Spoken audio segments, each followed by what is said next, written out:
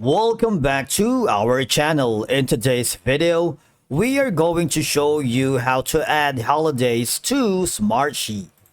Let's begin. Now, the first thing that you need to do is to log in using your credentials. If this is your first time in Smartsheet, I want you to click the sign up option, and from here just follow the on-screen instructions and you're good to go. Adding holidays to Smartsheet is a valuable way to ensure that your project schedules and timelines accurately reflect non-working days. But of course, by accounting for holidays, you can avoid scheduling conflicts and ensure that task durations and deadlines are realistic, especially if you are working with multiple freelancers, with your clients, your team members, or if you are a part of a big organization. All right.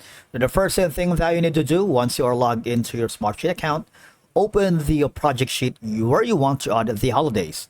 This should be a sheet where you manage project tasks and timelines. In my case, I'm going to click on this one. Now, once you are here, for example, you wanted to add holidays to this specific row. Okay, to how to add holidays to Smartsheet in this section, right? Row 4. Okay, so the status is not yet started. And all you have to do is click on the project settings right here. This is typically found on the toolbar at the top of the sheet and looks like a gear cog icon. All right.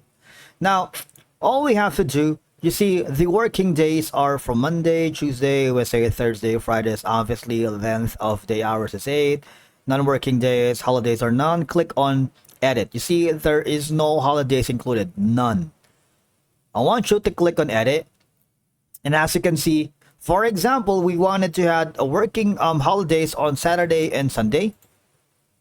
Now, you can also put in the dates here. For example, it's going to be around maybe September 20th and September 23rd, depending on your, or you can select the dates here if you want it. For example, September 20th and 23rd, right? Let's click that to make it correct, all right? And click on OK. Once you've done that, all you have to do is click on OK.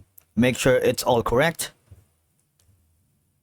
Because by accounting holidays, you can now better allocate resources and manage workloads.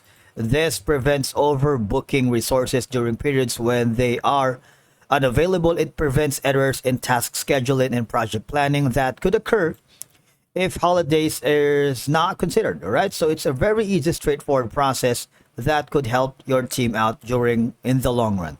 Thank you so much for watching. We will see you again in the next video.